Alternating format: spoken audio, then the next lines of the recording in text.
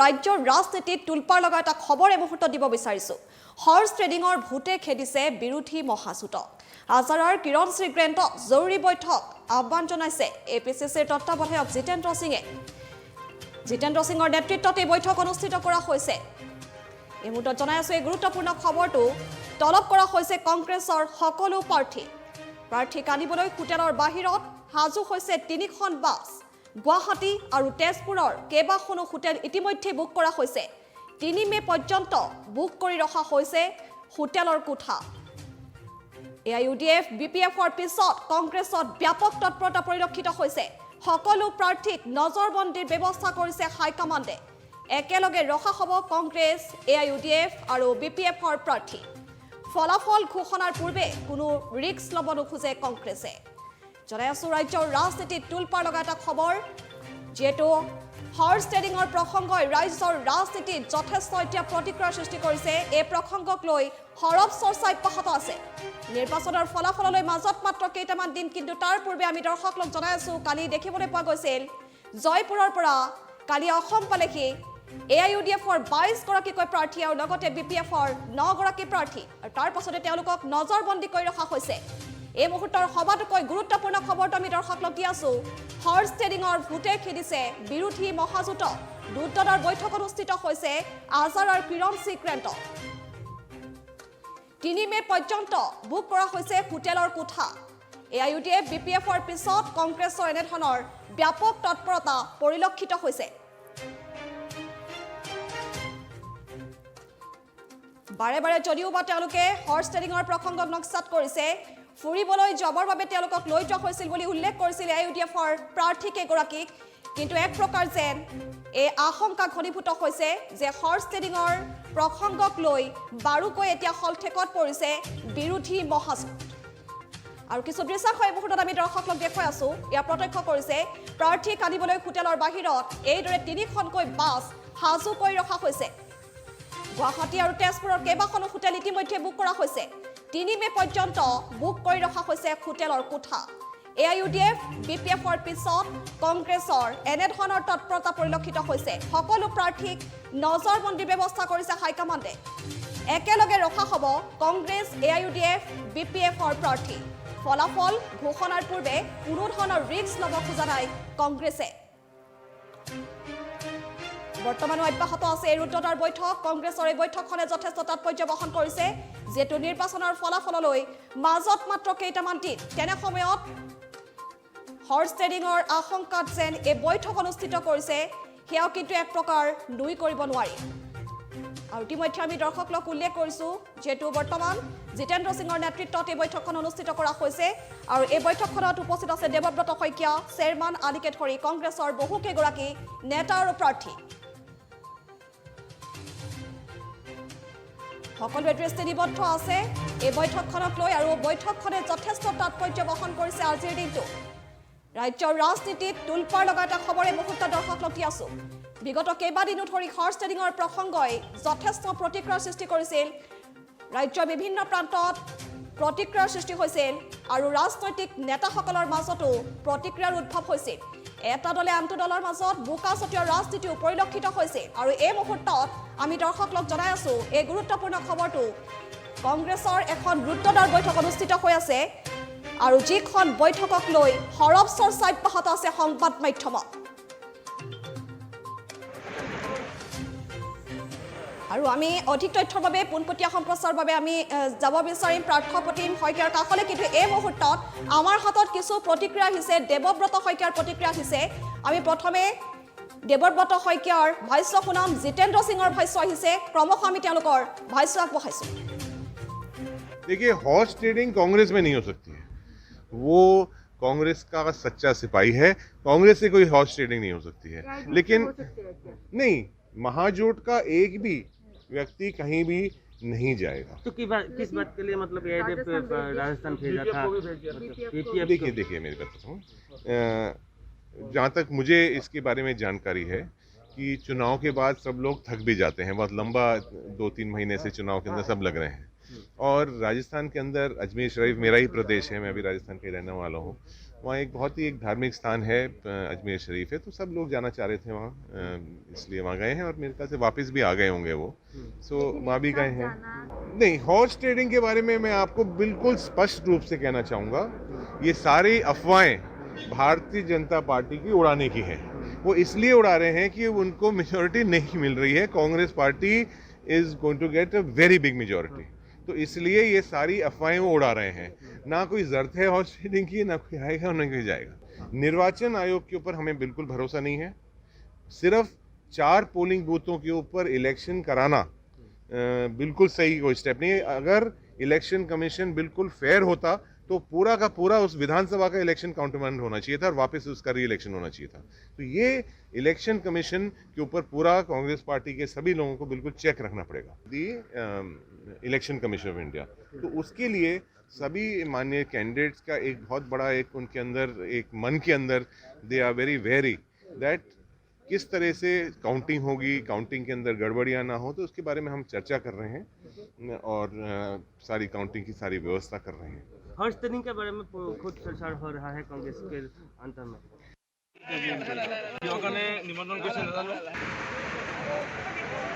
ৰূপজ্যোতি কৰ্মীৰ ভাষ্য আগবঢ়াবলৈ চেষ্টা কৰিম।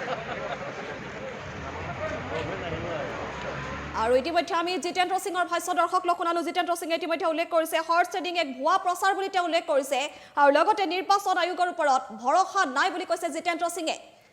আমি জিতেন্দ্ৰ সিঙৰ ভাষ্য ইতিমধ্যে শুনালো আৰু এই মুহূৰ্তত ৰূপজ্যোতি কৰ্মীৰ কিছু ভাষ্য আছে, প্ৰতিক্ৰিয়া আছে, আমি আগবঢ়াইছোঁ। নিমন্ত্ৰণ কৰিছে নাজানো।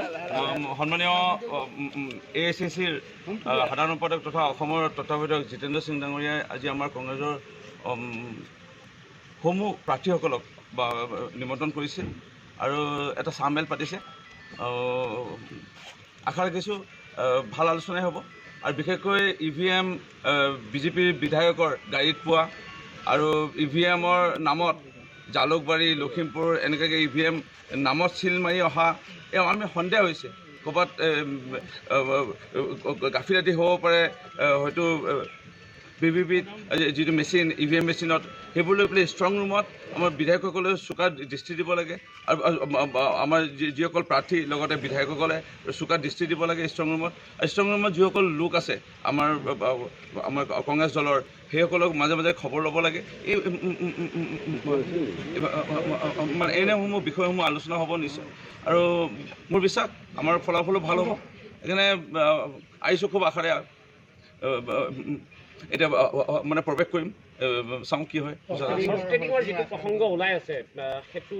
হৰ্চ ট্ৰেডিঙৰ কথাটো ইমান চাগে আলোচনা নহ'ব, কাৰণ আমাৰ সমূহ প্ৰাৰ্থীসকলৰ ওপৰত আমাৰ বিশ্বাস আছে আৰু যিসকল কংগ্ৰেছ দলৰ প্ৰাৰ্থী তেওঁলোকে ভালধৰণে প্ৰত্যক্ষ কৰিলে যে ৰাইজে সোধাই এৰি দিয়া নাই। বিধায়কসকলক এতিয়া ৰাইজে যেনেকৈ হাৰিয়ানা বা পাঞ্জাৱৰ বিধায়কসকলক দুৰৱস্থা কৰিলে, কাপোৰ কানি খুলি মানে পাব্লিক ধুলাই মাধৱ মাৰ দিছে পাব্লিকে, সেইটো অৱস্থা যেন ইয়াত নহওক। এনেকৈ কৰিলে আমাৰ দলৰ কৰ্মীসকলে সোধাই নেৰিব নেকি? বহুত দিনে ৰাতিয়ে কষ্ট কৰিছে, ভোকে লঘোণে থাকি দলীয় কৰ্মীসকলে কষ্ট কৰি পেলাই আমাৰ প্ৰাৰ্থীসকলক জিকোৱাৰ বাবে যুঁজা কৰিলে আৰু কোনোবাই হয়তো টোপনি ক্ষতি কৰি ঘৰৰ পৰিয়ালৰ কাৰোবাৰ গা অসুখ সকলোখিনি ত্যাগ কৰি পেলাই দলৰ প্ৰাৰ্থীসকলৰ কাৰণে ইমানখিনি কষ্ট কৰাৰ পিছত কোনোবাই যদি কেইটামান টকাত বিক্ৰী হৈ যায়, তেওঁলোকক দলৰ কৰ্মীসকলেতো আৰু ৰাইজে সোধাই চাগে নেৰিব নেকি? আগতে এৰিছিলে, এতিয়া নেৰিব নেকি বোধহয়। আৰু নেৰাটো ভাল না, আমাৰ বিশ্বাস আমি কিমান আসন পাম সেইবোৰ ফিতাহী মাৰি বেলেগৰ নিচিনাকৈ 100+ এইবোৰ কৰি লাভ নাই, কাৰণ তেনেকুৱা 100+ জেগাটো এতিয়া তেনেকুৱা 40+ চাগে নহ'ব। কিন্তু মোৰ বিশ্বাস যে আমি চৰকাৰ গঠন কৰিবৰ কাৰণে ন্যূনতম যি লাগে 64, তাৰ অত্যন্ত 16টা হ'লেও বেছি হ'ব। 80টা ওচৰা-ওচৰি আমি কংগ্ৰেছ নেতাধীন মহাজোঁটবন্ধনৰ প্ৰাৰ্থীসকলে পাই আমি চৰকাৰ গঠন কৰিম। মোৰ এনে বিশ্বাস এটা আহিছে। এটা ছিক্স চেন্সে যিটো কয় অন্তৰাত্মাই, যে যোৱাবাৰ মোক লাগিছিল যে হয়তো 16 চনত আমাৰ চৰকাৰ নাহিব আৰু তাকে হ'ল আমাৰ চৰকাৰ নাহিল।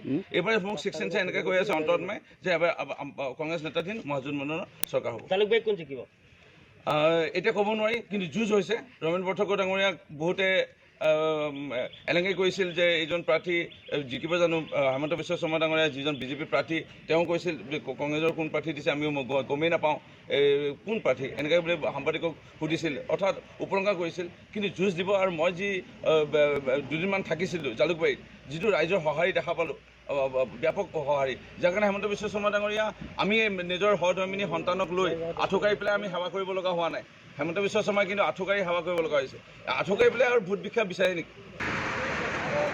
চুটিকৰ্মী আমি ভাষ্য দৰ্শকক শুনালো। ইতিমধ্যে তেওঁ সংবাদ মাধ্যমৰ আগত স্পষ্টভাৱে উল্লেখ কৰিছে হৰ্চ ট্ৰেডিঙৰ প্ৰসংগ এক প্ৰকাৰ এৰাই চলিব বিচাৰিছে। এই বৈঠকখনৰ সন্দৰ্ভত তেওঁ এটা কথাই উল্লেখ কৰিছে যে EVM যি বিসংগতি আচলতে সৃষ্টি হৈছিল ভোট গ্ৰহণৰ সময়ছোৱাত সেই প্ৰসংগটো উত্থাপন কৰিছে আৰু লগতে তেওঁ উল্লেখ কৰিছে যে ফলাফলৰ সময়ত যাতে কোনো ধৰণৰ গাফিলতিৰ সৃষ্টি নহয় আৰু ষ্ট্ৰং ৰুমত যাতে সম্পূৰ্ণ নজৰ ৰাখে, সক্ৰিয়তাৰ যাতে ভূমিকা গ্ৰহণ কৰে, সেই ক্ষেত্ৰত কংগ্ৰেছে দাবী জনায় এই বৈঠকখন আচলতে মিলিত হোৱা বুলি এক প্ৰকাৰ তেওঁলোকে উল্লেখ কৰিছে। কিন্তু বাৰে বাৰে হৰ্চ ট্ৰেডিঙৰ প্ৰসংগটো যেতিয়াই সাংবাদিকে প্ৰশ্ন উত্থাপন কৰে তেতিয়াই কংগ্ৰেছৰ প্ৰতিগৰাকী নেতাই এই বিষয়টো এৰাই চলা পৰিলক্ষিত হৈছে।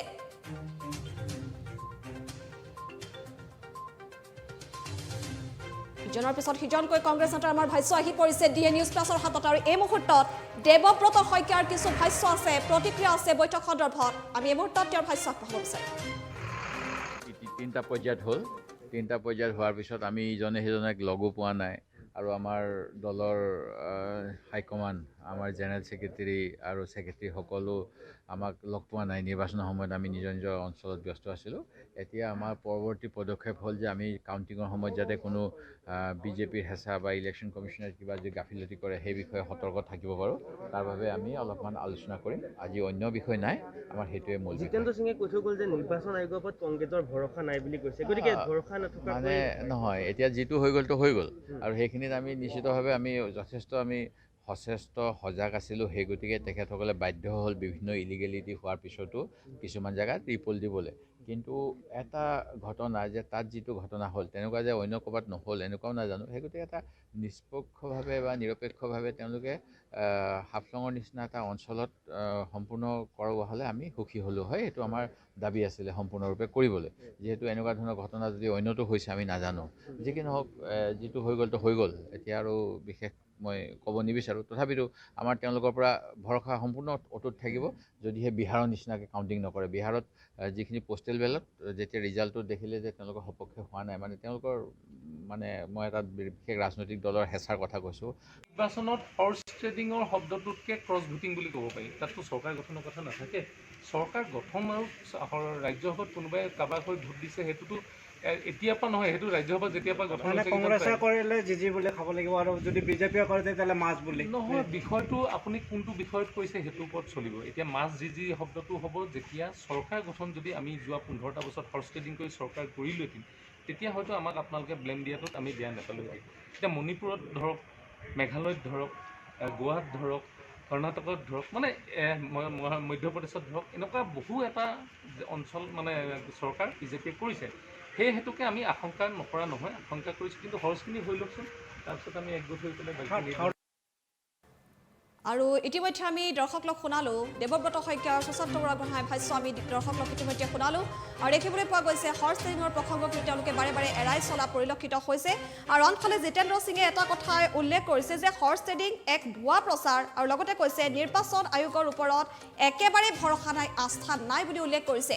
এই বিষয়টোক লৈ এতিয়া ৰাইজৰ মাজত যথেষ্ট বিভ্ৰান্তিৰ সৃষ্টি হ'ব নিঃসন্দেহে।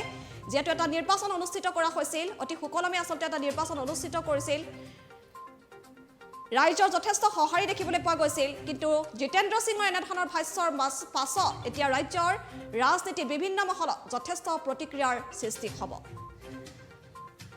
আৰু ইতিমধ্যে বৈঠক যিহেতু অনুষ্ঠিত হৈ আছে, বৰ্তমান কংগ্ৰেছৰ ৰুদ্ৰদ্বাৰ বৈঠক অনুষ্ঠিত হৈ আছে। আমি এই মুহূৰ্তত পোনপটীয়া সম্প্ৰচাৰ যাব বিচাৰিম। আজৰাত উপস্থিত আছে আমাৰ সংবাদদাতা ধৰ্মেন্দ্ৰ দাস। পোনে পোনে গৈছোঁ ধৰ্মেন্দ্ৰৰ কাষলৈ। ধৰ্মেন্দ্ৰ, আপোনাৰ কাষলৈ আহিছোঁ বৈঠক সন্দৰ্ভত অধিক জানিব বিচাৰিম। ধৰ্মেন্দ্ৰ, 2 মে'ৰ ফলাফলৰ পূৰ্বে এতিয়া ৰাজ্যিক কংগ্ৰেছ নেতৃত্ব এতিয়া সঘনাই বৈঠকত মিলিত হোৱা দেখা গৈছে। আৰু আজি বৰ্তমান বৰঝাৰ বিমানবন্দৰৰ সমীপৰ এছুৱেৰ ৰোডৰ যি হোটেল কিৰঞ্চি গ্ৰেণ্ডত আচলতে ৰাজ্যিক শীৰ্ষ নেতৃত্বই কংগ্ৰেছৰ বৈঠকত মিলিত হোৱা পৰিলক্ষিত হৈছে। আৰু মই বৰ্তমান উপস্থিত আছোঁ হোটেল কিৰঞ্চি গ্ৰেণ্ডত। আৰু এই হোটেল কিৰঞ্চি গ্ৰেণ্ডত আচলতে কংগ্ৰেছৰ শীৰ্ষ নেতৃত্বই ৰাতিপুৱাৰ পৰা এক গোপন বৈঠকত মিলিত হোৱা পৰিলক্ষিত হৈছে। আৰু এই বৈঠকতে খুব সম্ভৱ জয়ী সম্ভাৱ্য প্ৰাৰ্থীসকলক লৈ এই বাছেৰে এই বাছেৰে আচলতে গোপন স্থানলৈ লৈ যাব বুলি এক গোপন সূত্ৰৰ পৰা গম পোৱা গৈছে আৰু জানিব পৰা গৈছে যে তেজপুৰ এক বিশেষ হোটেলত কেইবাটাও কথা বুক কৰা গৈছে যিসকল জয়ী প্ৰাৰ্থী যিসকল জয়ী হ'ব আৰু সেইসকল প্ৰাৰ্থীক লৈ এতিয়া হৰ্চ ট্ৰেডিঙৰ ভয়ত ৰাজ্যিক কংগ্ৰেছ নেতৃত্ব এতিয়া সংঘাত ভোগা পৰিলক্ষিত হৈছে আৰু ইখনৰ পিছত সিখনত বৈঠকত মিলিত হোৱা দেখা গৈছে আৰু মই বৰ্তমান উপস্থিত হোটেল কিৰণজিত আৰু হোটেল কিৰণজিত এতিয়া কংগ্ৰেছৰ কেইবাগৰাকীও শীৰ্ষ নেতৃত্বই উপস্থিত হোৱা পৰিলক্ষিত হৈছে আৰু মই দেখুৱাবলৈ অনুৰোধ কৰিছোঁ মোৰ সহযোগীক আচলতে এই বিলাসী বাছেৰে আচলতে প্ৰাৰ্থীসকলক ইমূৰৰ পৰা সিমূৰলৈ লৈ যোৱা পৰিলক্ষিত হৈছে একমাত্ৰ বিজেপিৰ ভয়ত কংগ্ৰেছে এনেদৰে কংগ্ৰেছৰ প্ৰাৰ্থীসকলক আচলতে ইমূৰৰ পৰা সিমূৰলৈ লৈ যোৱা পৰিলক্ষিত হৈছে আৰু ক'ব লাগিব যে আচলতে হৰ্চ ট্ৰেডিঙৰ ভয়ত বিগত কেইদিনমান ধৰি ৰাজ্যত ইমূৰৰ পৰা সিমূৰলৈ এক ৰাজনীতিত এক আলোড়ন সৃষ্টি কৰিছে আৰু আজি পুনৰবাৰ কংগ্ৰেছে এই হৰ্চ ট্ৰেডিঙৰ ভয়ত আচলতে বৰঝাৰ বিমানবন্দৰৰ যি এছইউএছ ৰোড আছে এছইউএছ ৰোডত যি কিৰণজী হোটেল আছে এই কিৰণজীত হোটেল ৰাতিপুৱাৰ পৰা আচলতে এক বৈঠক অনুষ্ঠিত হৈছে আৰু মোৰ সহযোগীক দেখুৱাবৰ কাৰণে অনুৰোধ কৰিছোঁ আচলতে ইয়াত ৰাজ্যিক কংগ্ৰেছৰ নেতৃত্ব কেইবাগৰাকীও নেতৃবৰ্গ আচলতে এই বৈঠকত মিলিত হৈ আছে আৰু মই ইয়াৰে সামগ্ৰিক পৰিৱেশ দেখুৱাৰ কাৰণে মই মোৰ সহযোগীক অনুৰোধ কৰিছোঁ আচলতে কিদৰে আচলতে হৰ্চ ট্ৰেডিঙৰ ভয়ত বিজেপিৰ ভয়ত একমাত্ৰ কংগ্ৰেছে কিদৰে ইখনৰ পিছত সিখনৰ বৈঠক মিলিত হোৱা পৰিলক্ষিত হৈছে আৰু এক গোপন সূত্ৰৰ পৰা জানিব পৰা গৈছে যে এই যিসকল প্ৰাৰ্থী এই প্ৰাৰ্থীসকলক আচলতে এই বাছেৰে ধৰ্মেন্দ্ৰ দাস এই মুহূৰ্তত আপোনাক আমি ধন্যবাদ জ্ঞাপন কৰিছোঁ পৰৱৰ্তী সময়ত পুনৰ আপোনাৰ কাষলৈ যাম যিহেতু আমি ইতিমধ্যে ধাৰাবাহিক বাতৰি সম্প্ৰচাৰ কৰি আছোঁ হৰ্চ ট্ৰেডিঙৰ প্ৰসংগক লৈ ৰাজ্যৰ ৰাজনীতি তোলপাৰ লাগি আছে আৰু ইতিমধ্যেই কংগ্ৰেছৰ এই বৈঠকখনক লৈ যথেষ্ট এতিয়া তাৎপৰ্য বহন কৰিছে ইতিমধ্যে আমি উল্লেখ কৰিছোঁ এই বৈঠকখন বৰ্তমান অব্যাহত আছে বৈঠক সন্দৰ্ভত অধিক জানিবলৈ আমি নিউজ ডেস্কলৈ যাব বিচাৰিম আমাৰ জ্যেষ্ঠ সাংবাদিক পাৰ্থ প্ৰতিম শইকীয়া আছে আমাৰ লগত পাৰ্থ আপোনাৰ কাষলৈ আহিছোঁ যিহেতু এটা ডাঙৰ প্ৰসংগক লৈ ৰাজ্যৰ ৰাজনীতি যথেষ্ট তোলপাৰ লাগিছে হৰ্চ ট্ৰেডিঙৰ প্ৰসংগ এক প্ৰকাৰ যে নস্যাৎ কৰিছে কংগ্ৰেছে আমি যিসমূহ ভাষ্য শুনালোঁ কংগ্ৰেছৰ একাংশ নেতাৰ আৰু তাৰ পৰা স্পষ্ট হৈছে হৰ্চ ট্ৰেডিঙৰ প্ৰসংগত তেওঁলোকে এৰাই চলিব বিচাৰিছে যদিও আন প্ৰকাৰে হৰ্চ ট্ৰেডিঙৰ আশংকাত কিন্তু এই বৈঠকখন যেন আয়োজিত কৰিছে তাৰে যেন এক ইংগিত বহন কৰিছে কি ক'ব এই মুহূৰ্তত বৈঠক সন্দৰ্ভত অধিক জানিব বিচাৰি পাৰ্থ নিৰ্বাচনৰ ফলাফল ঘোষণা কৰিবলৈ যিমান দিন কাষ চাপি আহিছে দিন কাষ চাপি অহাৰ লগে লগে প্ৰতিটো ৰাজনৈতিক দলৰ মাজত হৰ্চ ট্ৰেডিঙৰ বিষয়টোৱে অধিক প্ৰাধান্য লাভ কৰিছে আৰু হৰ্চ ট্ৰেডিঙৰ আশংকাই প্ৰতিটো ৰাজনৈতিক দলক যে খেদি ফুৰিছে এই কথাটো আমি ক'ব লাগিব দেখা গৈছে যে BPF আৰু AUDFৰ পিছত এতিয়া কংগ্ৰেছেও তেওঁলোকৰ যিসকল প্ৰাৰ্থী আছিলে সেই প্ৰাৰ্থীসকলক লৈ পেলাই ইতিমধ্যে আজাৰ এখন হোটেলত তেওঁলোকে এক বৈঠকত মিলিত হৈছে গতিকে নিশ্চিতভাৱে কংগ্ৰেছৰ মজিয়াটো যে হৰ্চ ট্ৰেডিঙৰ বিষয়টোৱে কংগ্ৰেছৰ আভ্যন্তৰণটো যে জোকাৰণি সৃষ্টি কৰিছে সেই কথাটো আমি নুই কৰিব নোৱাৰোঁ আৰু দেখা গৈছে যে যিসকল প্ৰাৰ্থী ইতিমধ্যে তাত লগ হৈছে সেই আজাৰা যিখন হোটেলত তেওঁলোক লগ হৈছে তাত কংগ্ৰেছৰ নেতৃবৰ্গ তাত উপস্থিত আছে আৰু তাত কেইবাখনো বাছ প্ৰস্তুত কৰি তোলা হৈছে তেওঁলোকে কোনো স্থানত লৈ যোৱাৰ কাৰণে ইতিমধ্যে আমাৰ দৰ্শকসকলক আমি অৱগত কৰাইছোঁ যে তেজপুৰ গুৱাহাটীকে ধৰি কেইবাখনো জিলাত তেওঁলোকে কেইবাখনো হোটেল সাজু কৰি তোলা হৈছে আৰু সেই প্ৰাৰ্থীসকলক ৰখাৰ কাৰণে গতিকে নিশ্চিতভাৱে আমি ধৰি ল'ব পাৰোঁ যে AUDF আৰু BPFৰ পিছত হৰ্চ ট্ৰেডিঙৰ আশংকাই এতিয়া কংগ্ৰেছৰ মজিয়াটো ব্যাপক জোকাৰণি সৃষ্টি কৰিছে হয় নিশ্চয়কৈ প্ৰাৰ্থ যেটো আপুনি ইতিমধ্যে উল্লেখ কৰিছে নিৰ্বাচনৰ ভোট গ্ৰহণ সমাপ্ত হোৱাৰ পাছত দেখিবলৈ পোৱা গৈছিল AIUDFৰ 22 গৰাকীকৈ প্ৰাৰ্থীক জয়পুৰলৈ লৈ যোৱা হৈছিল আৰু তাৰ পাছত হৰ্চ ট্ৰেডিঙৰ প্ৰসংগক লৈ বিভিন্ন মহলত প্ৰতিক্ৰিয়াৰ সৃষ্টি হৈছিল আৰু হৰ্চ ট্ৰেডিঙৰ প্ৰসংগ এক প্ৰকাৰ তেওঁলোকে বৰ্তমান সময়ত নস্যাৎ কৰিছে ফুৰিবলৈ লৈ যোৱা হৈছিল বুলি উল্লেখ কৰিছে গতিকে এনে হ'ব পাৰে নেকি যিখন বৈঠক আচলতে অনুষ্ঠিত কৰিছে এই বৈঠকখনৰ পাছত তেওঁলোকক বাহিৰলৈ লৈ যোৱাৰ পৰিকল্পনা কৰিব পাৰে নেকি হাইকমাণ্ডে সেই সম্ভাৱনাটো একেবাৰে এই মুহূৰ্তত আমি নুই কৰি দিব নোৱাৰোঁ যদিও তেওঁলোকে বাহ্যিক দৃষ্টিত অসমতে তেওঁলোকে ৰখাৰ পৰিকল্পনা কৰিছে কিন্তু ভিতৰুৱাকৈ তেওঁলোকে কি পৰিকল্পনা কৰিছে সেই কথাটো আমি একেষাৰে নুই কৰিব নোৱাৰোঁ তেওঁলোকো হয়তো ৰাজ্যৰ বহিৰাজ্যলৈকো তেওঁলোক প্ৰেৰণ কৰিব পাৰে কিন্তু এইখিনিতে মই এটা কথা পুনৰ উল্লেখ কৰিব বিচাৰিছোঁ আমি যোৱাকালিও এটা কথা কৈছিলোঁ যে AUDFৰ বিধায়কসকলক যেতিয়া ৰাজ্যৰ বাহিৰলৈ লৈ যোৱা হৈছিলে প্ৰাৰ্থীসকলক যেতিয়া ৰাজ্যৰ বাহিৰলৈ লৈ যোৱা হৈছিলে তেতিয়া কিন্তু কংগ্ৰেছ শাসিত ৰাজ্যলৈ লৈ যোৱা হৈছিলে গতিকে এতিয়া যিসকল কংগ্ৰেছ বিধায়ক বা কংগ্ৰেছ প্ৰাৰ্থী তাত লগ হৈছে আজাৰ যিখন হোটেলত লগ হৈছে তেওঁলোকক কোন স্থানলৈ প্ৰেৰণ কৰা হয় সেই কথাটো আমি এতিয়াই কৈ দিব নোৱাৰোঁ যদিও বাহ্যিক দৃষ্টি দেখা পোৱা গৈছে যে তেওঁলোকক অসমতে ৰখা হ'ব তেজপুৰত ৰখা হ'ব গুৱাহাটীত ৰখা হ'ব বা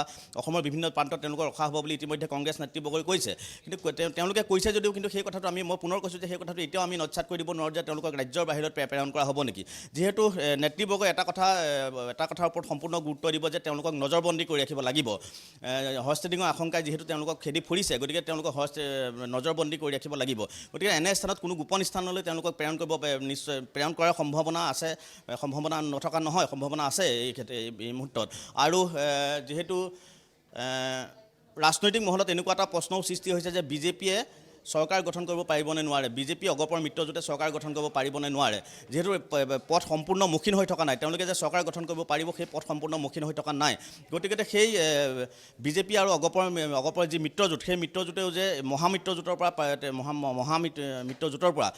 প্ৰাৰ্থী বা যোনসকল বিধায়ক জয়ী হৈ আহিব তেওঁলোকক যে তেওঁলোকৰ সপক্ষে নিবলৈ চেষ্টা কৰিব সেয়া নিশ্চিত হয় পাৰ্থ এই মুহূৰ্তত আপোনাক ধন্যবাদ জনাইছোঁ আপুনি বৈঠকখন সন্দৰ্ভত অধিক তথ্য দিলে আৰু পৰৱৰ্তী সময়ত আপোনাৰ কাষলৈ পুনৰ যাম আৰু অধিক তথ্য ল'বলৈ আমি চেষ্টা কৰিম